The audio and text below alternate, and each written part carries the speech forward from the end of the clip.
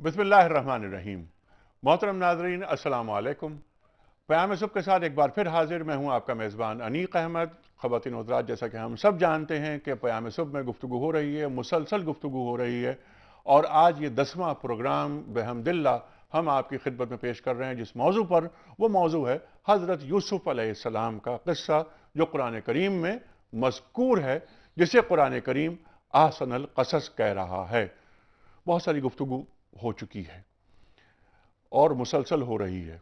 ज़ाहिर एक बहुत बड़ा, बहुत अहम ये वाक़या और ये अहम सूरा, और ये वाहिद सूरा है और वाहिद क़िस्सा है जिसमें कि पूरे का पूरा क़िस्सा एक ही सूरत में मज़कूर है। ख़वातीन हज़रात, इस क़िस्से पर बहुत सारी गुफ्तगू हो चुकी है। हम मज़ीद निकात इसमें से लेंगे, उस पर गुफ्तगू करेंगे और करवाएंगे अपने मौजूद उलमा किराम से। जहां कल गुफ्तगू रुकी थी, वहीं से बात हम आगे लेकर चलेंगे। जहां गुफ्तगू हमारी कल रुकी थी वो ये थी कि 13वां पारा शुरू होता है और नफ्स के ताल्लुक से बात होती है, और ये फरमाया जा रहा है कि मैं अपने नफ्स की बरात नहीं चाहता। नफ्स तो बदी पर उकसाता है, इल्ला ये कि जिन पर रहमत होती है, अल्लाह रहम फरमाता है, तो वो महफूज रहते हैं। ख़वातीन हज़रात, और इस आयत के फौरी बाद बादशाह का किस्सा कि बादशाह बुलवाते हैं यूसुफ अलैहिस्सलाम को, किसी खास काम के लिए चुनते हैं। वो क्या बात हुई, क्या मुकालमा हुआ, वह हम जानेंगे अपने उलमा इकराम से। फ़िलहाल हम जा रहे हैं लाहौर, जहाँ मुंतज़र हमारे मोहतरम कारी खालिद उस्मान अलवी अल अज़हरी साहब। आयात रब्बानी की तिलावत से क़याम सुबह का आगाज़ होता है। शुक्रिया अनीक साहब। अऊज़ु बिल्लाहि मिनश शैतानिर रजीम। बिस्मिल्लाहिर रहमानिर रहीम।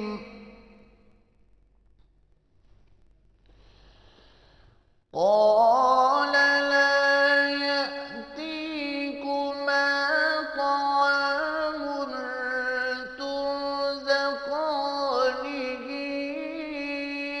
إلا نبأتكما بتأويله قبل أن يأتيكما ذلكما مما علمني ربي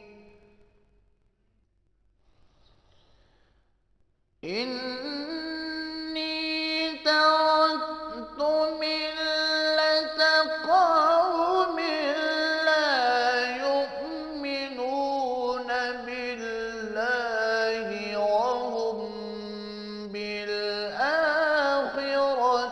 هم كافرون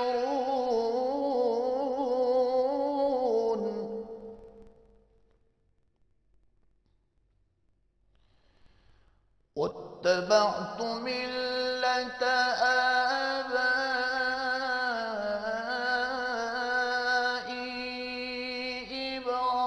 إبراهيم وإسحاق ويعقوب ما كان لنا أن نشرك بالله من شيء ذلك من فضل الله علينا ذلك من فضل الله علينا وعلى الناس ولكن أكثر الناس لا يشكرون صدق الله العظيم। जज़ाकल्लाह कारी साहब, सुभान अल्लाह, सुभान अल्लाह। خواتین و حضرات، ان آیات کا ترجمہ اور حدیث رسول مقبول صلی اللہ علیہ وآلہ وسلم کے لیے ہم ایک بار پھر لاہور جا رہے ہیں، جہاں منتظر ہیں ہمارے دوست محترم محمد اسلم راؤ صاحب۔ آئیے ایک بار پھر لاہور چلتے ہیں۔ بہت شکریہ نیک صاحب، جزاک اللہ۔ شروع اللہ کے نام سے جو بڑا مہربان نہایت رحم والا ہے۔ یوسف نے کہا کہ جو کھانا تم کو ملنے والا ہے وہ آنے نہیں پائے گا کہ میں اس سے پہلے تم کو اس کی تعبیر بتا دوں گا۔ یہ ان باتوں میں سے ہے جو میرے پروردگار نے مجھے سکھائی ہیں۔ جو لوگ خدا پر ایمان نہیں لاتے اور روز آخرت سے انکار کرتے ہیں، میں ان کا مذہب چھوڑے ہوئے ہوں اور اپنے باپ دادا ابراہیم اور اسحاق اور یعقوب کے مذہب پر چلتا ہوں۔ ہمارا یہ کام نہیں کہ کسی چیز کو خدا کے ساتھ شریک بنائے۔ یہ خدا کا فضل ہے ہم پر بھی اور لوگوں پر بھی ہے، لیکن اکثر لوگ شکر نہیں کرتے۔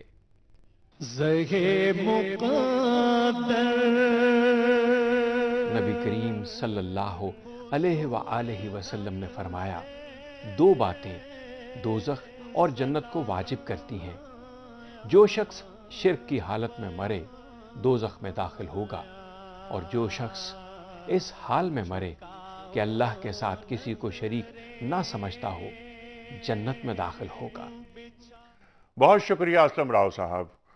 خواتین و حضرات، تشریف فرما ہیں محترم ڈاکٹر محسن نقوی صاحب، ممتاز عالم دین، سب آپ سے واقف ہیں، اسلامی نظاتی کونسل کے سابق رکن، صاحب نگاہ۔ مسلسل گفتگو ہو رہی ہے اور ہم مسلسل ان سے سیکھ رہے ہیں۔ تشریف فرما ہیں ایک اور بہت محبوب، مقبول اور معروف نام، محترم مولانا شجاع الدین شیخ صاحب۔ خواتین و حضرات، شیخ صاحب سے بھی سب واقف ہیں۔ ہم ان کے بارے میں کیا عرض کریں؟ میں تو اکثر ایک بات کہتا ہوں، وہ جو عرض کرتا ہوں کہ جب شیخ صاحب بات کرتے ہیں تو ایک دنیا آپ کو سنتی ہے۔ اس سے پہلے کہ جہاں سلسلہ کلام ٹوٹا تھا، کل رکا تھا، وہیں سے بات آگے بڑھے، کوئز کمپٹیشن۔ کل کے سوال کا درست جواب اور آج کا سوال۔ کل ہم نے سوال یہ پوچھا تھا آپ سے کہ قرآن کریم میں کس نبی کے حالات زندگی کو تفصیل سے بیان کیا گیا ہے اور اسی نبی کے نام پر سورہ کا نام رکھا گیا؟ صحیح جواب سورہ یوسف، جس پر گفتگو ہو رہی ہے۔ آج کا سوال نوٹ فرما لیجئے۔ نبی کریم صلی اللہ علیہ وآلہ وسلم نے اپنی کن دو بیٹیوں کا نکاح حضرت عثمان بن عفان رضی اللہ تعالی عنہ سے کیا؟ تین آپشنز۔ پہلا آپشن، دو بیٹیوں کے نام سیدہ ام کلثوم اور سیدہ رقیہ رضی اللہ تعالی عنہما۔ دوسرا آپشن، سیدہ ام کلثوم اور سیدہ زینب رضی اللہ تعالی عنہما۔ اور تیسرا آپشن، سیدہ زینب اور سیدہ رقیہ رضی اللہ تعالی عنہما۔ خواتین و حضرات، ٹیلی فون نمبرز ہیں ہمارے 021345270009، 021345286061۔ ہمارا ای میل ایڈریس ہے ps@duniatv.tv، اور آپ ہمیں اپنا درست آپشن روانہ کرتے ہیں 3031 پر۔ پروگرام کا آغاز کرتے ہیں ڈاکٹر محسن نقوی صاحب سے۔ ڈاکٹر صاحب، کل جہاں بات رکی تھی وہیں سے ہم بات کریں گے۔ 13واں پارہ شروع ہو رہا ہے وما ابرئ نفسی سے۔ میں اپنے نفس کی برات نہیں چاہتا۔ نفس تو بدی پر اکساتا ہے، الا یہ کہ جن پر اللہ تعالیٰ کا رحم نازل ہو جائے۔ یہاں پر نفس کے حوالے سے گفتگو کچھ تو آپ نے پہلے بھی فرمائی تھی، میں چاہتا ہوں ذرا اس پہ بات کریں۔ بسم اللہ الرحمن الرحیم۔ سب سے پہلے تو یہ کہ اس میں جو فعل استعمال ہوا ہے وما ابرئ نفسی، میں اپنے نفس کو بری قرار نہیں دیتا کہ وہ تمام چیزوں سے بری ہے۔ یہ آیہ مبارکہ ایک بہت اہم اس کی طرف بھی توجہ دلاتی ہے کہ یہ حضرت یوسف کے زبان مبارک سے ادا ہو رہی ہے کہ انبیاء بھی بشر ہوتے ہیں، جس کو قرآن مجید نے بار بار کہا ہے۔ انبیاء بشر ہوتے ہیں اور ان میں وہ تمام صلاحیتیں دی جاتی ہیں کہ جو ایک عام بشر میں ہوتی ہیں، الا یہ کہ اس پہ رحمت رب ہو اس بشر پہ اور اس کو وہی سے مخصوص کیا جائے۔ جب یہ چیز آتی ہے تو وہ پھر نبی بنتا ہے۔ تو یہاں حضرت یوسف علیہ السلام اس بشری پہلو کو واضح کر رہے ہیں کہ میں اپنے نفس کو بری نہیں قرار دیتا، ان النفس لامارۃ بالسوء، اور نفس جن لوگوں کے اوپر غالب آ جاتا ہے، اس کا ترجمہ یوں ہونا چاہیے کہ نفس جن لوگوں کے اوپر غالب آ جاتا ہے، نفس کی خواہشات غالب آ جاتی ہیں، تو وہ ہمیشہ اس کو برائی کا ہی حکم دیتا رہتا ہے، الا من رحم ربی، مگر یہ کہ جس کے اوپر اللہ تعالیٰ رحم فرمائے۔ اس کا مطلب یہ ہے کہ وہی بات کہ اللہ تعالیٰ نے نفس میں اچھائی اور برائی دونوں کی تمیز رکھ دی، فَأَلْهَمَهَا فُجُورَهَا وَتَقْوَاهَا۔ تو اگر امارہ بالسوء کی طرف جاتا ہے تو وہ فجورہا کی طرف آ جاتا ہے، اور ما رحم ربی کا جو لفظ ہے وہ تقوا کی تعریف ہے کہ اللہ تعالیٰ جو ہے وہی انسان کو اگر اس کی وہ توفیق چاہے اللہ تعالیٰ سے وہ کرے، تو اپنے نفس کے ذریعے سے وہ اچھائی کے اوپر نہیں آ سکتا، وہ اس کو طلب کرنا پڑے گا اللہ تعالیٰ سے کہ ہدایت اور توفیق جو ہے وہ اللہ تعالیٰ سے طلب کرے۔ تو یہ آیت مبارکہ تین بڑی اہم باتوں کو بتا رہی ہے۔ ایک تو یہ کہ انبیاء بھی بشر ہوتے ہیں لیکن وہ تابع وحی الہی اور رحمت الہی کے ماتحت ہوتے ہیں۔ دوسری اہم بات یہ کہی جا رہی ہے کہ نفس جو ہے، اگر تم نفس کو اپنے اوپر غالب کر لو گے اور اللہ کی رحمت کو ایک طرف رکھ دو گے تو پھر وہ امارہ بالسوء ہمیشہ برائی کی طرف تم کو لے کے جائے گا، اور جب وہ تمہیں ایسا حکم دے اس وقت فوری پلٹ کے اللہ تعالیٰ کی طرف دیکھو، کیونکہ وہ ہدایت کے اوپر لانے والا اور اسی کے ذریعے سے ہدایت حاصل ہوتی ہے، اور اسی کی رحمت کے ذریعے۔ اس کی رحمت اگر ہمیں نہیں ملے گی، مستفید نہیں ہوں گے، ہمارا نفس برائیوں سے دور نہیں ہو سکتا۔ شیخ صاحب یہی سوال آپ کی خدمت۔ بسم اللہ الرحمن الرحیم۔ یہاں سیدنا یوسف علیہ السلام کی گویا عاجزی کا بیان بھی ہے کہ پیغمبر بھی جو بھی شرور وغیرہ ہیں ان سے بچ نہیں سکتے جب تک کہ اللہ کی رحمت شامل حال نہ ہو، حالانکہ ان پر اللہ کی طرف سے وحی بھی آتی ہے، وہ اللہ کی خاص حفاظت اور نگرانی میں بھی ہوتے ہیں، مگر تب بھی کتنا اللہ رب العالمین کی طرف توجہ کا معاملہ۔ تو ہم جو عام انسان ہیں کس قدر گناہ گار ہیں، ہمارے ساتھ کتنے شرور لگے ہوئے ہیں، ہمیں کتنا زیادہ اللہ رب العالمین کی طرف رجوع کرنے کی ضرورت ہے۔ پھر یہ نفس کا معاملہ ہے جس کا یہاں ذکر ہے کہ وہ برائی کی شدید دعوت دینے والا ہے۔ ڈاکٹر صاحب نے گزشتہ ایک پروگرام میں ذکر بھی کیا تھا، ہم نے بات کی تھی۔ پھر ایک نفس لوامہ کی قسم قرآن نے کھائی سورہ قیامہ کے شروع میں۔ یہ وہ ضمیر ہے کہ جس کی عدالت میں جب بندہ پیش ہوتا ہے تو نیکی پر اسے اطمینان ہوتا ہے اور بدی پر اسے کھٹک حاصل ہوتی۔ یہ وہ فطری صلاحیت ہے جو اللہ نے انسان میں بدیت کر دی، اور یہی وہ ہمارے امتحان ہے جو قرآن کہتا ہے سورہ انبیاء کی آیت نمبر 35 میں وَنَبْلُوكُمْ بِالشَّرِّ وَالْخَيْرِ فِتْنَةً، شر اور خیر، اچھے برے حالات، نیکی بدی، اس کے ذریعے ہم تمہیں آزماتے ہیں وَإِلَيْنَا تُرْجَعُونَ، اور تمہیں لوٹ کر ہماری طرف آنا ہے۔ جب بندہ یہ محنت کرے، اللہ کا تقوی اس کے دل میں ہو، خوف خدا اس کے دل میں ہو، خوف آخرت اس کے سامنے ہو، اور پھر وہ راہ راست پر چلتا چلا جائے، تو پھر یہی نفس مطمئنہ تک پہنچتا ہے، جو کہ مقصود ہونا چاہیے ایک بندہ مومن کا، کہ رب یہ اعلان کر دے سورہ فجر کے آخر میں یا ایتھا النفس المطمئنہ، اے اطمینان والی نفس یا اطمینان والی روح، ترجمانی کی جاتی ہے، ارجعی الی ربک راضیۃ مرضیہ، تو لوٹ آ اپنے رب کی طرف، وہ تجھ سے راضی تو اس سے راضی، فادخلی فی عبادی وادخلی جنتی، داخل ہو جا میرے بندوں میں، داخل ہو جا میری جنت میں۔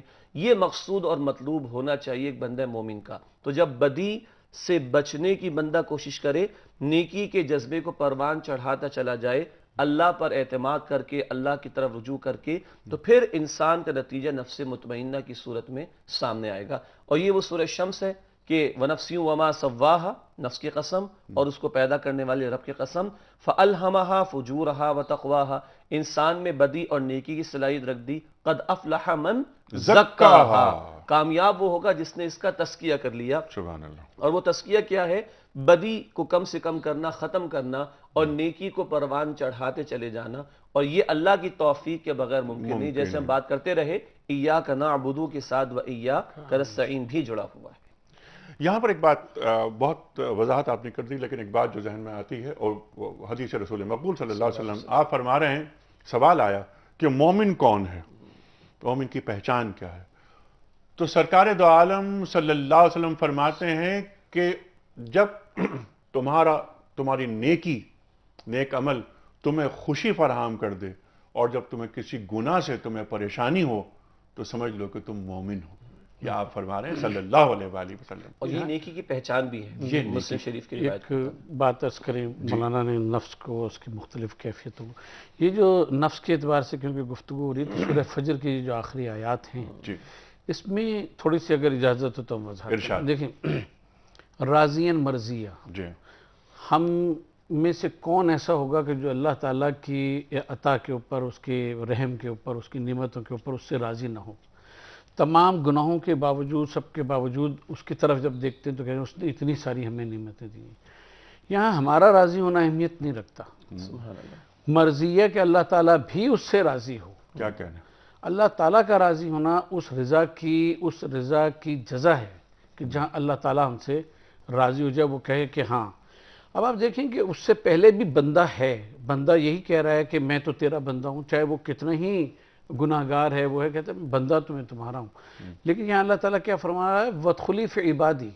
ابھی تک تمہارا دعویٰ تھا کہ تم اللہ کے بندے ہو، اب اللہ فرما رہا ہے کہ نہیں، ایسا شخص کہ جس نے اپنا سب کچھ اس کے حوالے کر دیا، یہ میرا بندہ ہے.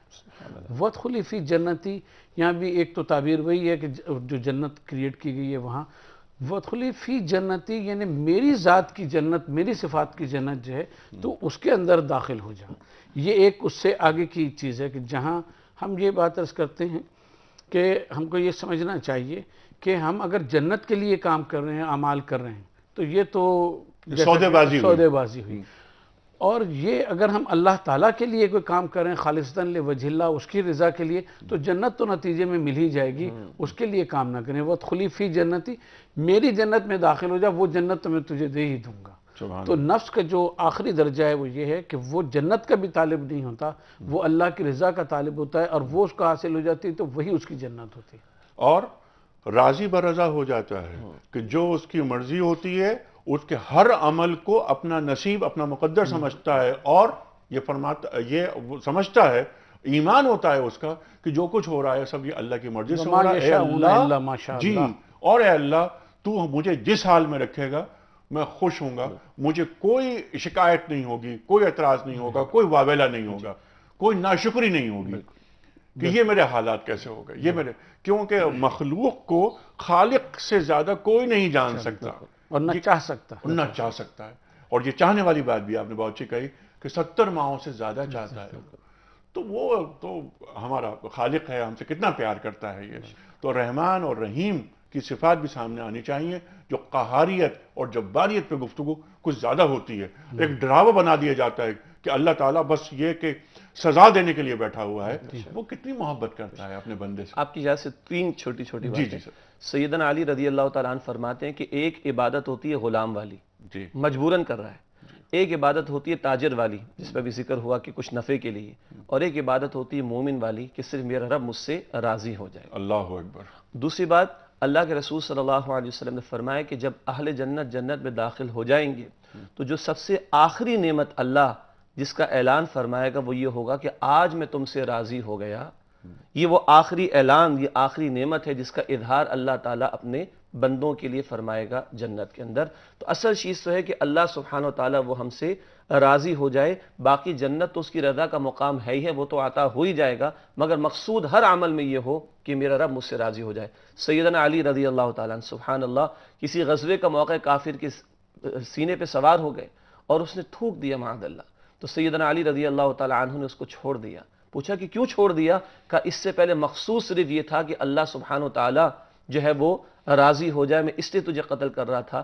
مگر اب امکان ہو سکتا ہے کہ میرے جذبات انتقامی کو اس میں دخل نہ ہو جائے، میرا نفس شامل نہ ہو جائے. کس قدر یہ حضرات کی زندگیاں دیکھیں کہ اللہ کی رضا، اللہ ہی کی رضا، اللہ ہی راضی ہو جائے، ہر عمل میں کتنا مقصود اور یہ مطلوب ہوا کرتا تھا. آپ نے ذکر کیا یہاں پر حضرت علی کرم اللہ وجہہ کا، تو آپ کا قول مجھے یاد آ رہا ہے کہ اے اللہ تو بالکل ویسا ہی ہے میرا معبود جیسا میں نے چاہا تھا، تو مجھے اپنا ویسا بندہ بنا دے جیسا تو مجھے دیکھنا چاہتا ہے. اللہ اکبر. اچھا ڈاکٹر صاحب آگے بڑھتے ہیں. بادشاہ ایک بات کہتا ہے پھر یہاں پر کہ یوسف علیہ السلام سے کہ میں تمہیں ایک خاص کام دینا چاہتا ہوں. وہاں پر ذرا سے بات فرمائیے. قرآن مجید کی جو آیت ہے وہ بڑی عجیب ہے یہاں پر اور بڑی معنی خیز ظاہر ہے. کہ وہ کہتا ہے بادشاہ کہ اس کو میرے پاس لے کر آؤ، استخلص لنفسی، جی ہاں، یہ میں اس کو اپنے قریبی کر لوں گا۔ اس کے بعد یہ ہے کہ فلما کلمہ، اللہ اکبر، جس کو بھی اس سے عموماً لوگ نظر انداز کر دیتے ہیں، یہ کلمہ جو ہے یہ بات کے تمام چیزوں کی تمہید بنتا ہے۔ یعنی جب اس نے حضرت یوسف علیہ السلام سے گفتگو کی اور حضرت یوسف علیہ السلام نے اس کو پوری پلاننگ بتائی، سمجھائی، کس طرح سے ہوگا، کیا ہوگا، سب کچھ اس نے، یعنی کلمہ میں تمام جتنا بھی وہ ہے کہ آپ کی پوری پلاننگ، کہ وہ جو ہیں اس کے لیے آپ کو ذخیرہ خانے بنانے پڑیں گے، اس کے لیے نیل سے جو سیلاب آتا ہے دریائے نیل سے، اس کے لیے نیل سے نہریں نکالنی پڑیں گی، پوری تاکہ وہ حکمت عملی، پوری حکمت عملی وہ کلمہ نے، کہ ایک لفظ نے پوری سب کے سب جو ہے وہ گویا فرعون کی آنکھیں کھول دیں کہ یہ شخص جو ہے یہ الہی بصیرت کے ساتھ ساری بات کر رہا ہے، وہ کر رہا ہے۔ تو اس وقت پھر وہ کہتا ہے کہ ہم نے تمہیں اپنے پاس دو باتیں، مکین اور امین، جی کہ لدینا امین، مکین و امین، مکین امین، جی ہاں، اس کو بھی ہم سمجھتے ہیں کہ تھوڑا سا سیاسی اس میں تاریخی پرسپیکٹو میں اگر دیکھیں تو زیادہ یہ بات سمجھ میں آتی ہے۔ اس کو امانت دار ترجمہ کر دیا گیا، امانت دار ترجمہ نہیں ہے اس کا۔ اس کو سمجھیں اس لفظ سے کہ جو پہلے آئی ہے کہ تاکہ لیعلما، کہ اس کو پتہ لگ جائے کہ میں نے خیانت نہیں کی۔ انسان کی زندگی میں دو ٹیمپٹیشنز بڑی ہوتی ہیں، ایک صنف مخالف کی ٹیمپٹیشن اور دوسرے دولت کی ٹیمپٹیشن۔ تو وہ یہ اس بات کو کرتا ہے کہ جب اس نے اتنے بڑے اس سے یہ نکل گیا ہیں اور وہاں خیانت نہیں کی، اور اس کے بعد اگر اس کو دولت کی اور اس کی تمنا ہوتی تو میرے کہنے سے کہ بھئی اس کو جیل سے نکالنا ہو تو یہ فوری نکل آتا اگر دنیا کی تمنا ہوتی۔ یہ دونوں باتیں اس میں نہیں ہیں، تو اب اس پرسپیکٹو میں یہ امین کا لفظ ہے۔ اور اگر امین کو ہم تاریخ میں دیکھیں تو فرعون کے زمانے میں ایک عہدہ ہوا کرتا تھا، امین جو تھا اس کے پاس خزانے کی خود بادشاہ کی چابیاں رہا کرتی تھیں، وہ کلید بردار ہوا کرتا تھا، یعنی ہر چیز کی کلید اس کے پاس ہوا کرتی تھی۔ تو مکین بیٹھو گے بھی تم ہمارے پاس اور امین بھی ہو، یہ تمام اس کی چابیاں جو ہیں وہ اس عہدے پہ میں تمہیں فائز کر رہا ہوں کہ جہاں سلطنت کی چابیاں جو ہیں، کنجیاں جو ہیں وہ کسی شخص کے پاس ہوتی ہیں۔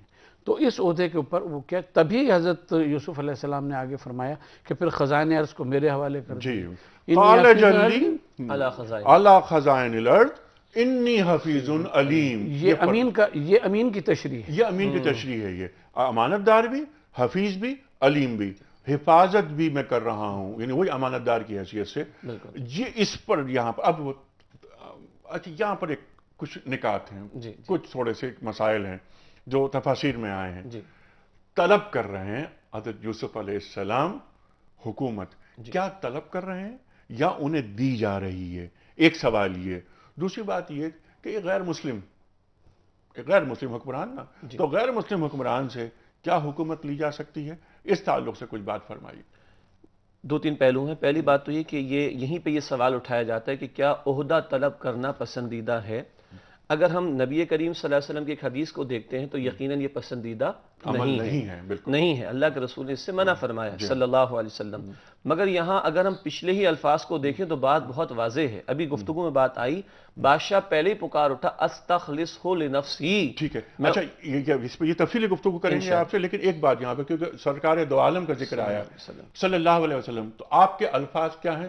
آپ فرماتے ہیں کہ ہم کسی ایسے شخص کو عہدہ نہیں دیتے جو اسے طلب کرتا ہے، یہ آپ کے الفاظ۔ بالکل، اور ایک روایت میں آتا ہے کہ جس کو ذمہ داری دے دی گئی، جس نے طلب نہیں کی، جس کو ذمہ داری دے دی گئی پھر اللہ تعالیٰ کی مدد بھی اس کے شامل حال ہوا کرتی ہے، یہ ایک اور روایت۔ تو یہ جو بات آئی کہ کیا یوسف علیہ السلام نے عہدہ مانگا، اس کی خواہش کی ہے، تو ایک جواب یہ ہے کہ اس سے پچھلی آیت میں یہ الفاظ آ رہے ہیں کہ بادشاہ خود اعلان کر چکا ہے استخلصہ لنفسی، کہ میں نے انہیں چن لیا اپنے لیے۔ پھر جیسے ڈاکٹر صاحب نے ابھی وضاحتیں فرمائی ان الفاظ میں بھی کہ یہ تو اب ہمارے ہاں مکین بھی ہیں اور امین بھی ہیں، یہ باتیں پہلے آ چکی ہیں، اور اب سیدنا یوسف علیہ السلام فرمانے کہ اجعلنی علی خزائن الارض، مجھے زمین کے خزانوں پر مقرر فرما دو۔ کیوں؟ پھر وہی تدبیر الہی، وہ خواب کی تعبیر بھی سامنے ہے، پھر آئندہ آنے والے حالات بھی سامنے ہیں، اور اس کی پلاننگ بھی کرنا مقصود ہے۔ ایک اور بات اس میں ہم یہ عرض کریں گے کہ جب ایک شخص محسوس کرے کہ معاملہ ایسا ہے کہ مخلوق خدا کا نقصان ہونے والا ہو اور وہ یہ محسوس کرے کہ اس وقت کوئی آگے نہیں بڑھ رہا اور کوئی معاملات کو سنبھالنے کی کوشش نہیں کر رہا، اور میں جب ان معاملات کو اپنے ہاتھ میں لوں گا تو مخلوق خدا کو میری ذات سے فائدہ ہوگا. بالکل.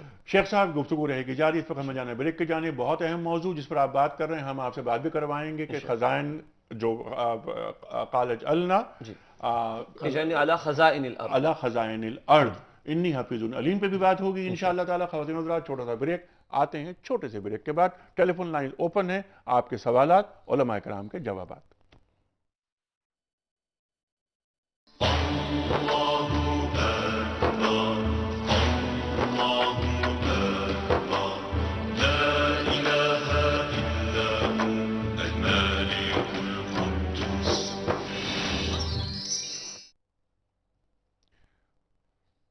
ویلکم بیک خواتین و حضرات. پیام صبح میں ایک بار پھر خوش آمدید. تشریف فرما ہے محترم ڈاکٹر محسن نقوی اور محترم مولانا شجاع الدین شیخ صاحب. گفتگو ہو رہی ہے حضرت یوسف علیہ السلام کے قصے کے حوالے سے.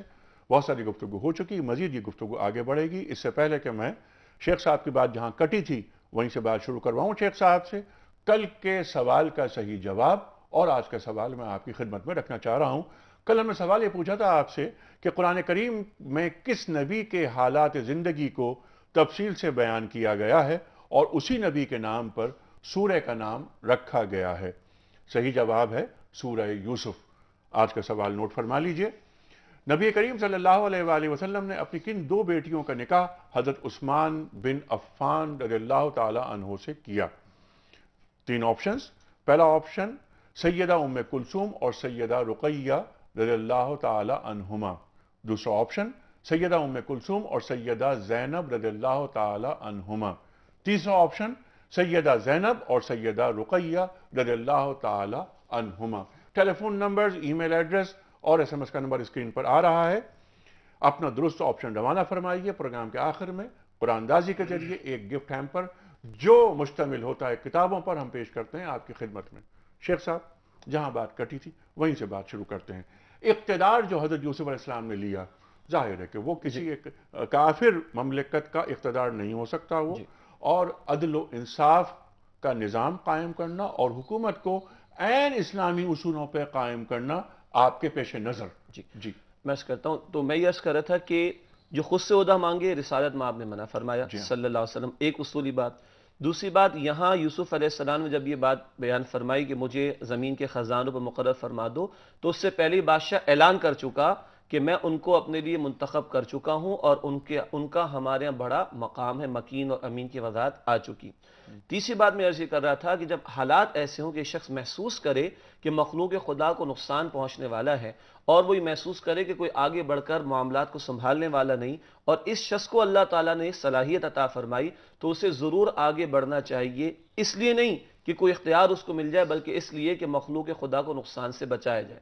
اور سب سے بڑی بات وہی بات کہ یوسف علیہ السلام قید خانے میں تھوڑی دیر کے لیے ہیں تو اس وقت بھی دعوت دین پیش کر رہے ہیں، اور اب جب بادشاہ خود اختیارات ان کو پیش کر رہا ہے تو پیغمبر علیہ السلام سے یہی توقع رکھی جائے گی کہ اب وہ اس اختیار کو دعوت توحید کو پھیلانے اور رب العالمین کے احکامات کے نفاذ کے لیے استعمال فرمائیں گے. ٹھیک ہے، کچھ کالز لیتے ہیں ڈاکٹر صاحب، پھر یہ بات آگے بڑھے گی. اس میں بڑے اہم سوالات ابھی سامنے آنے ہیں اس موضوع کے حوالے سے. جی السلام علیکم. السلام علیکم انیک بھائی، یہی عرض کر رہا ہوں. جی یحییٰ صاحب کیا حال ہیں؟ جی اللہ کا شکر ہے، ماشاءاللہ آپ کا پیغام پہنچ رہا ہے اور میری کوشش یہ ہوتی ہے کہ آپ سے بات جو سنوں وہ آگے پہنچاؤں. اچھا میں انیک بھائی میرا ایک کوشچن یہ ہے، ایک تو قصہ یوسف کے بارے میں کہ کیونکہ جو انہوں نے خواب دیکھا کہ 7 سال کے لیے انہوں نے بتایا کہ گندم جمع کر لو جو بھی جی غلہ. جی تو اب یہ کہنے کا مقصد ہے کہ کیونکہ یہ تو ایک توکل کے خلاف بھی تھوڑی سی بات لگتی ہے، شاید میرے فہم میں کمی ہو، لیکن مجھے بتائیے کہ ایک تو اس میں حکمت کیا ہے کہ اس میں جو 7 سال کے لیے انہوں نے جمع کرنے کے لیے کہا. اچھا دوسرا میرا جو سوال ہے بہت اہم ہے، ذرا اس کو غور سے سنیے گا انیک بھائی. کہ دیکھیں آپ لوگ تو آپ کے پاس تو بڑے مستند علماء بیٹھے ہوئے ہیں جو ہمیں ہدایت دے رہے ہیں، جو مقصد یہ کہ ان کے جو شجاع بھائی بیٹھے ہیں ان کے استاد تو ایک ایسے آدمی تھے جو بالکل ہی سچے اور کھرے آدمی تھے، اور ڈاکٹر صاحب ایسے آدمی ہیں جو یہ حلوے مانڈے والے آدمی نہیں ہیں اور بکنے والے آدمی نہیں ہیں. لیکن اس کے برعکس جہاں قرآن کی تعلیم دی جا رہی ہے تو یہاں ایک ایسے طبقہ بھی پیدا ہو گیا ہے انیک بھائی جو نیو ورژن آف اسلام، بظاہر وہ مسلمان نظر آتے ہیں لیکن نیو ورژن آف اسلام دینا چاہ رہے ہیں. اس سے ہو یہ رہا ہے کہ ہمارے جو نوجوان طبقہ ہے وہ بھٹک رہا ہے کیونکہ سافٹ امیج کے چکر میں یہ سب چیزیں کی جا رہی ہیں. تو میں اور آپ اس میں کیا کر سکتے ہیں ان کو کاؤنٹر کرنے کے لیے, میرا کوشچن ہے. اچھا مطلب تھینک یو سو مچ. دین کے جی بالکل ٹھیک ہے. مطلب یہ کہ ایک تو یہ دوسرا سوال ذرا سا اہم بھی ہے, اور جو نیو ورژن آف اسلام کی جو بات کر رہے ہیں کہ نیو انٹرپریٹیشنز کی جو بات ہوتی ہے دین کے, وہ تو اس پر میں چاہ رہا ہوں ذرا ڈاکٹر صاحب سے بات کریں. بالکل جی ڈاکٹر صاحب, کیونکہ وہ توکل کے حوالے سے تو ہم نے پچھلے پروگرام میں بات کر بھی لی کہ وہ توکل کے خلاف یہ نہیں ہے یہ بات کہ پلان کیا جائے, short term planning, long term planning, بلکہ نبی یہ نقطہ تعلیم کر رہے ہیں کہ برے وقتوں کے لیے کچھ رکھو بچا کر. جی ڈاکٹر صاحب. جی بالکل. دیکھیے اصل میں اس میں بات یہ ہے کہ ہم جو نیو ورژن آف اسلام کی بات کرتے ہیں, بنیادی طور کے اوپر جو ایک رویہ 20ویں صدی کے شروع سے پیدا ہوا مسلمانوں میں, اس کو ہم لوگ کہتے ہیں کہ اپولوجیٹک ویو, کہ آپ نے اپنے معیار بنا لیے کہ یہ باتیں ہیں, یوں ہونا چاہیے, یوں ہونا چاہیے, ایسا ہونا چاہیے, کیونکہ ویسٹ یہ کر رہا ہے, امریکہ میں یہ ویلیوز ہیں, وہ ہیں. اس کے بعد آپ کہتے ہیں کہ اچھا اب قرآن پہ یا تعلیمات اسلامی پہ یہ اعتراض ہوتا ہے کہ یہ چیزیں وہاں تو دی نہیں گئیں, تو اب آپ اس کی ایک ایسی انٹرپریٹیشن چاہتے ہیں اپولوجیٹک کہ وہ نئے اس سے ہم آنگ ہو جائے اور کہیں سے کھینچ تان کے وہ معنی جو ہے وہ پیدا کرتے ہیں. اچھا, آپ ہی کی بات کو آگے بڑھاتے ہوئے, آپ کی بات یہاں پر کٹتی بھی اور بڑھتی بھی ہے. اپولوجیٹک یعنی معذرت خواہانہ انداز, وہ انداز جو مغرب کو قابل قبول ہو, یعنی وہ اسلام جو اللہ کو نہیں مغرب کو قابل قبول ہو. تو ہم یہ بات عرض کرتے ہیں اس میں کہ ہمارا, جیسے پچھلے پروگرام میں بھی ہم نے عرض کیا تھا کہ ہمارا معیار جو ہے وہ قرآن ہونا چاہیے. سبحان اللہ. اور باقی چیزوں کو, دونوں کے لوگوں کے ویلیوز کو, تمدن کو, ان کے سویلائزیشن کو, سب کو قرآن پر رکھنا چاہیے. اگر ایک مسلمان کا مطمع نظر یہ ہو جائے کہ اسٹینڈرڈ فار ایوری تھنگ, ہر چیز کے لیے معیار جو ہے وہ قرآن ہے, تو پھر وہ اپولوجیٹک ویو جو ہے وہ معذرت خانہ رویہ نہیں اختیار کرے گا. یہ سافٹ امیج کے چکر میں اور نیو انٹرپریٹیشن جس قسم کی آ رہی ہیں وہ ہیں. ہم نیو انٹرپریٹیشنز کے خلاف نہیں ہیں, لیکن وہ قرآن مجید کا جو متن ہے, قرآن مجید کی جو نص ہے, اس کو سمجھنے کے لیے ہونا چاہیے, اس سے باہر نکل کے اپنا ایک نیا نظام اور نیا دین بنانے کے لیے نہیں ہونا چاہیے. ٹھیک ہے. یہی ہو رہا ہے. قرآن کریم اور اس کے ساتھ ساتھ سرکار دو عالم صلی اللہ علیہ وسلم کی سیرت, اسوہ, ما آتاکم الرسول, اس کو ہم نے اس لیے نہیں بیان کیا اس کو علیحدہ سے اس وقت کہ کانا خلق قرآن, کانا خلق القرآن. بالکل. تو وہ تو خود قرآن چلتا پھرتا قرآن تھے. جب آپ نے قرآن کو معیار بنا لیا تو وہ تو رسول تو اس میں خود بخود ہی آ گئے. اور رسول اللہ صلی اللہ علیہ وسلم پارٹ آف قرآن ہے. جی, بنے بنائے, ڈھلے ڈھلائے. اور بلکہ اس پر ہم ایک بات اور جملہ ذہن میں یہ آ رہا ہے کہ قرآن کریم کیا ہے؟ لا الہ الا اللہ محمد رسول اللہ کی تشریح ہے, اس کے سوا کیا ہے؟ بالکل ٹھیک. میرا خیال ہے کہ یہی سوال ان کا تھا, اس کے علاوہ تو سوال توکل کی بات تو ہو گئی ہے. اچھا, اب یہ جو بات حضرت یوسف علیہ السلام نے کہا کہ یہ خزانے زمین کے یہ مجھے دے دیجئے, وہاں پر مکینون امین کی بات تو آپ نے فرما دی. انی حفیظ علیم. شیخ صاحب, اب یہ معیار بتایا جا رہا ہے, یوسف علیہ السلام بتا رہے ہیں کہ میں, کیونکہ میں حفیظ ہوں, حفاظت بھی کر سکتا ہوں, اور علیم بھی ہوں, میں چیزوں کو جانتا بھی ہوں. ایک چیز جو نقطہ سامنے آ رہا ہے وہ یہ کہ کوئی عہدہ آپ اگر طلب کر رہے ہوں تو پہلے اس کے لیے اس سطح پر آپ کا اہل ہونا ضروری ہے, آپ کو کوالیفائی کرنا ضروری ہے, کوالیفائی کرنا ضروری ہے, ریکویزٹس کو پورا کرنا ضروری ہے. اچھا, یہ بات تو ایک پیغمبر کی زبان سے آ رہی ہے, تو اب علم الہی بھی, وحی الہی بھی شامل اور داخل ہے. یعنی اس سے بڑا علم کیا ہوگا جو ایک پیغمبر کے پاس ان کے دور کے اندر موجود ہو. یہ دو بڑی اہم صفات. حفیظ یہ ہے اصل میں اس کی جو کوالٹیز ہیں کسی فن کو سیکھنے کے حوالے سے, کسی عہدے کو انجام دینے کے اعتبار سے, اس کو آپ کہیں پریکٹس. اور علیم کیا ہے؟ اس سے متعلقہ جو فکری باتیں ہیں, علمی باتیں, اس کا علم ہونا, جس کو ہم آسان زبان میں کہتے ہیں کہ تھیوری بھی معلوم ہونی چاہیے اور پریکٹس بھی معلوم ہونی چاہیے. یا اگر علم ہے تو اس کی امپلیمنٹیشن کیسی ہوگی وہ بھی معلوم ہونا چاہیے. آج ہمارے کیا ہوتا ہے, بیجا سفارش بھی کی جاتی ہے. سفارش کے ساتھ ساتھ ڈاکٹر صاحب یہ ایک بہت اہم بات یہ ہے کہ جو عہدہ میں طلب کر رہا ہوں کیا اس کی اہلیت مجھ میں ہے کہ نہیں. بالکل, سفارش تو آگے کی بات ہے.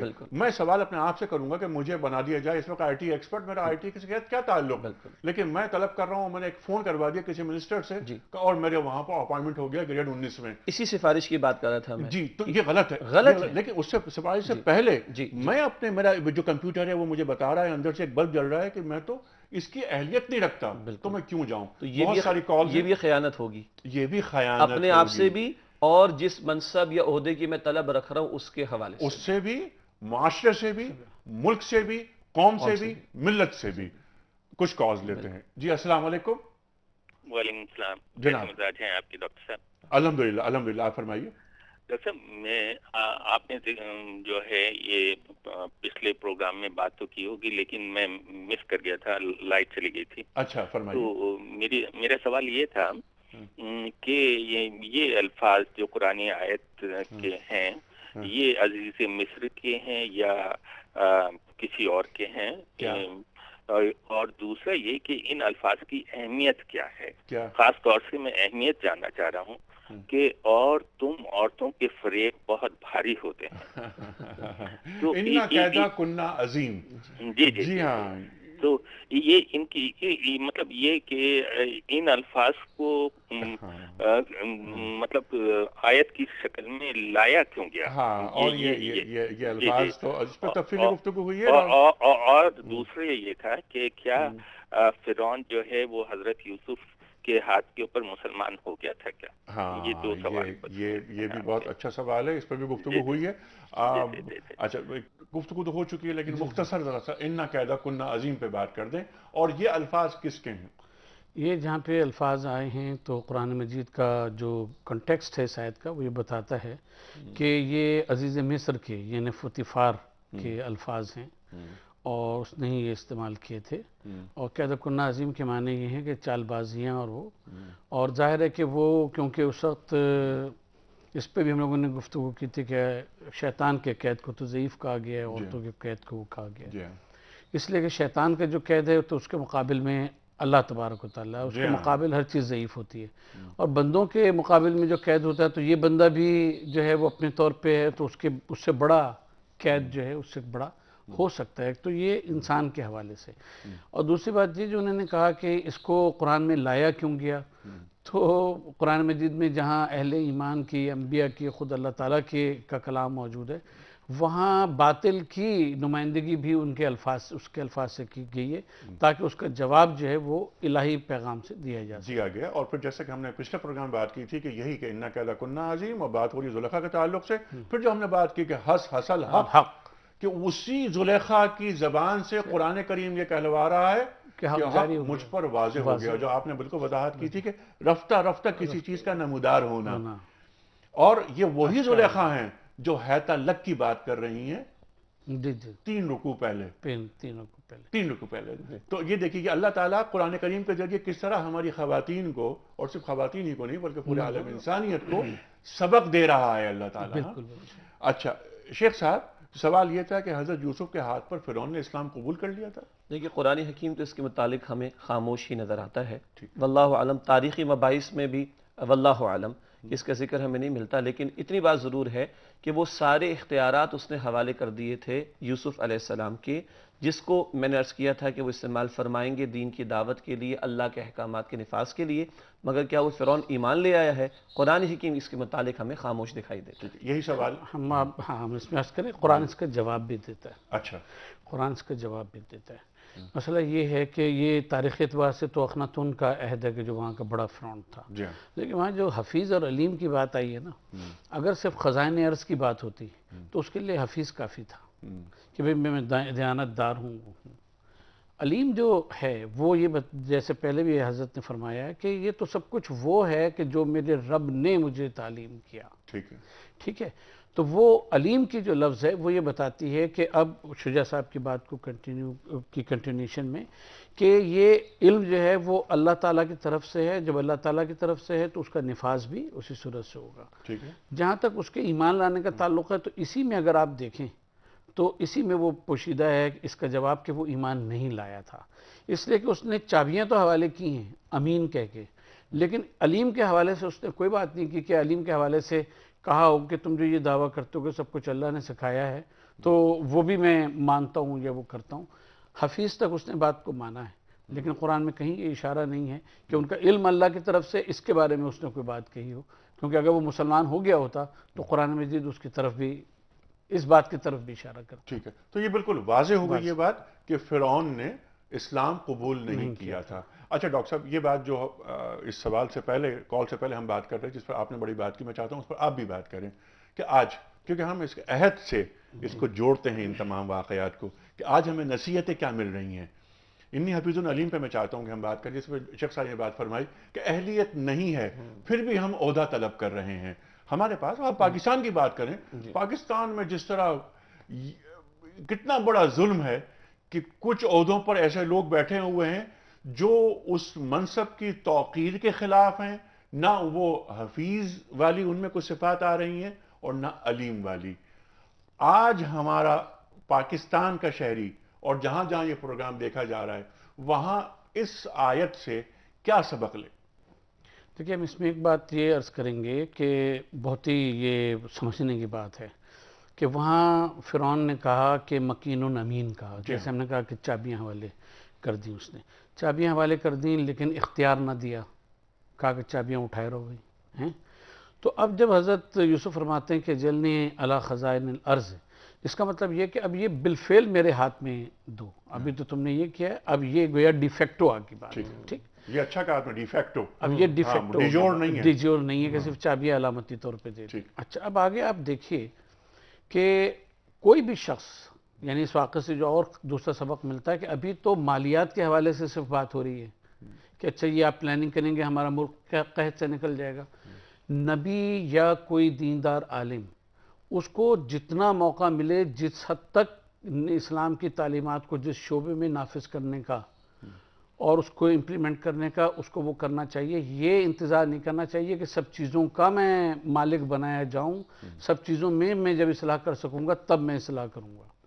تو یہاں حضرت یوسف علیہ السلام کو جو دیا جا رہا ہے تو خزائن ارض کے اوپر وہ کیا جا رہا ہے، معاشی پلاننگ کے طور پر کیا جا رہا ہے. تو اچھا، یہی شعبہ جو ہے وہ علم الہی کے مطابق جو ہے وہ راہ راست کے اوپر آ جائے تو ٹھیک ہے. آگے پھر سیاست بھی اس کے اوپر آ جائے گی اور بھی جو پورا چیزیں نظام آ جائے گا. گیا، پورا نظام. لیکن ہم یہ کہہ رہے ہیں کہ جز اگر نافذ کر سکتا ہے، جز پہ عمل کروا سکتا ہے کوئی شخص، تو اس کے اوپر پھر اسی کو وہ کرنا اس وقت واجب ہے. اس کا انتظار نہیں کرنا چاہیے کہ پورے کا اختیار ملے، پورے کو تبدیل کروں تبھی میں تبدیل کروں. لیکن منزل یہ ہے کہ پورے کی تبدیلی، لیکن جو اختیار ملے وہ لے لے.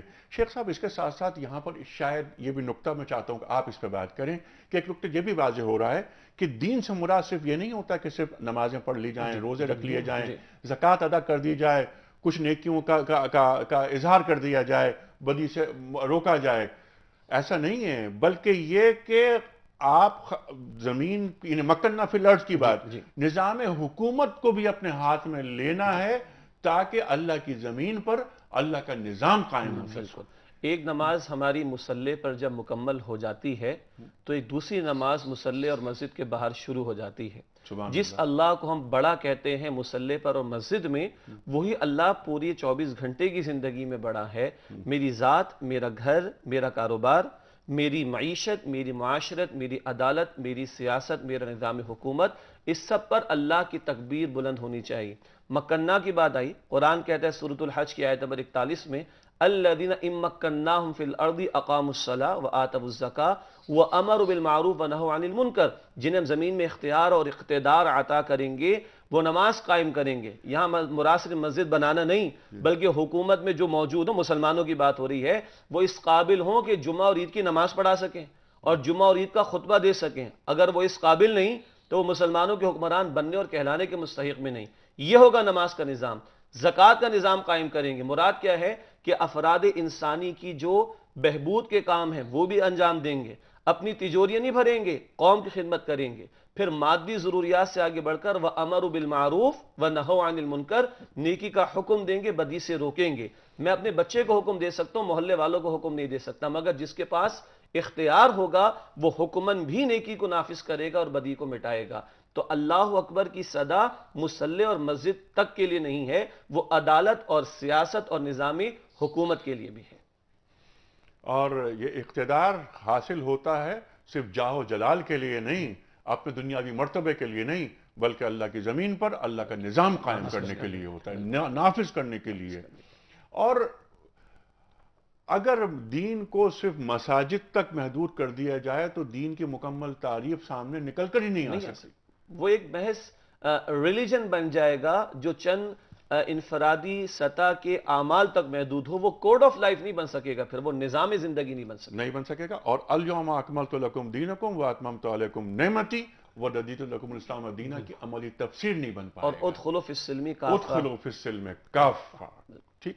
اچھا، اب اس میں کیونکہ وقت بہت کم ہے ہمارے پاس، صرف آخری ایک سوال میں کرنا چاہتا ہوں جلدی سے، حالانکہ اس پہ بہت طویل گفتگو ہونی چاہیے، کہ یوسف علیہ السلام دیکھیے کہاں سے نکل رہے ہیں، یعنی کنویں میں ڈالے جا رہے ہیں، وہ قمیض یعقوب السلام کی طرف آنا، اور اب وہ اقتدار انہیں حاصل ہو رہا ہے. اللہ تعالیٰ کی جو مشیت اور اللہ تعالیٰ کا جو پروگرام، وہ دیکھیے یوسف کو کہاں لے کر جا رہا ہے. اس پر ذرا بات کیجیے. اس میں سب سے بڑا سبق تو یہ ہے کہ انسان کے اوپر جو مشکلیں آتی ہیں اس میں وہ بھی انسان کو نکھارنے کے لیے آتے ہیں. جیسے کسوٹی ہوتی ہے، سونا جب کسوٹی پہ پرکھا جاتا ہے تو اس کی دو باتیں ہوتی ہیں. ایک تو یہ کہ اللہ تعالیٰ خود اس کی گرومنگ کر رہا ہے، اور دوسرا یہ ہوتا ہے کہ لوگوں کو بھی اس کی صلاحیت کا پتہ لگے کہ یہ کس صلاحیت کا مالک ہے. یعنی دونوں باتیں ساتھ ساتھ ہیں. تو حضرت یوسف علیہ السلام اللہ تعالیٰ کی پلاننگ کے تحت، عام اگر قرآن سے باہر بیٹھ کے دیکھیں تو حضرت یوسف پہ مصائب چلے آ رہے ہیں. بھائیوں نے وہ کر دیا، کنویں میں ڈال دیا، یہ کر دیا، جیل میں گئے، عورتوں کا چلتر جو تھا اس کو سہنا پڑا. لیکن اس سے دو باتیں واضح ہو رہی ہیں. ایک تو یہ کہ مختلف سچویشنز میں نبی کی تربیت کس طرح سے ہو رہی ہے، اور دوسرے لوگوں کو بھی پتہ لگ رہا ہے کہ ڈیفرنٹ سچویشنز میں کیا عمل کرنا چاہیے اور کس طرح سے اللہ تعالیٰ کی توفیق سے انسان اس سے باہر نکلتا ہے اور آگے چلا جاتا ہے. اور متقیوں کی راہ گزر میں صبر ہوتا ہے، عجلت نہیں ہوتی. اسی ٹھیک ہے ڈاکٹر صاحب، کیونکہ وقت ختم ہو رہا ہے، انشاءاللہ تعالی کل یہیں سے شروع کریں گے. کل سے مراد یہ ہے کہ اب ہم منڈے کو پروگرام ہوگا ہمارا آپ کے ساتھ، کیونکہ کل ہفتے کو سوال جواب کی سیریز. شیخ صاحب ایک پرچی آپ نکال کر نقوی صاحب کو دیجئے، تاکہ نقوی صاحب اس نام کا اعلان کریں جس شخصیت کی خدمت میں ہم گفٹ ہیمپر روانہ کر رہے ہیں. اسی راہ گزر پہ چل کر اگر آ سکو تو آؤ، میرے گھر کے راستے میں کوئی کہکشا نہیں. دین کا راستہ جو ہے وہ ایسے خاردار ہے. یہ داؤد لطیف ہیں کینیڈا سے. جناب داؤد صاحب کینیڈا سے آپ کی خدمت میں گفٹ ہیمپر روانہ کیا جا رہا ہے. خواتین و حضرات، بات یہاں پر رک رہی ہے، اور یہاں پر ہم نے انی حفیظ العلیم کے تعلق سے بات کی، اور ہم نے یہ بہت اہم بات جو ڈاکٹر صاحب نے آخر میں فرمائی کہ وہ جو کنویں سے حضرت یوسف علیہ السلام کا سفر، لمبا سفر، صعوبتیں، مصیبتیں، پریشانیاں، لیکن جیسے کہ عرض کیا گیا کہ متقیوں کی راہ میں، اللہ والوں کی راہ میں صبر تو ہوتا ہے، عجلت نہیں ہوتی. آج یوسف علیہ السلام کہاں پہنچے؟ اقتدار پر متمکن ہیں وہ، اور زمین کے خزانوں کی چابیاں ان کے ہاتھ میں دے دی گئیں، بادشاہ نے انہیں دے دی. یہاں پر ہم آج کا پروگرام ختم کر رہے ہیں. کل ہم شروع کریں گے بہت اہم موضوع. اب قرآن کریم فوراً جو بات اگلا موضوع لے کر آتا ہے وہ یہ کہ یوسف علیہ السلام کے بھائی غلہ لینے کے لیے مصر تشریف لاتے ہیں، اور وہ یوسف علیہ السلام کو نہیں پہچان پاتے. یوسف علیہ السلام انہیں پہچان جاتے ہیں اور انہیں غلہ دیتے ہیں، اور ان سے یہ کہتے ہیں کہ تمہیں میں پیمانہ بھر کے دیتا ہوں، اب تم جب آؤ تو اپنے بھائی بن یامین کو لے کر آنا، جو کہ یوسف علیہ السلام کے حقیقی بھائی. خواتین و حضرات، یہ سلسلہ کلام رہے گا جاری. انشاءاللہ منڈے سے ہم دوبارہ پھر زحمت دیں گے آپ دونوں علماء حضرات کو. آج 10واں پروگرام ہم نے اس سیریز کا یہاں ختم کیا. کل سوال جواب کا سیشن. کل تک کے لیے انیق احمد کو اجازت. خدا حافظ.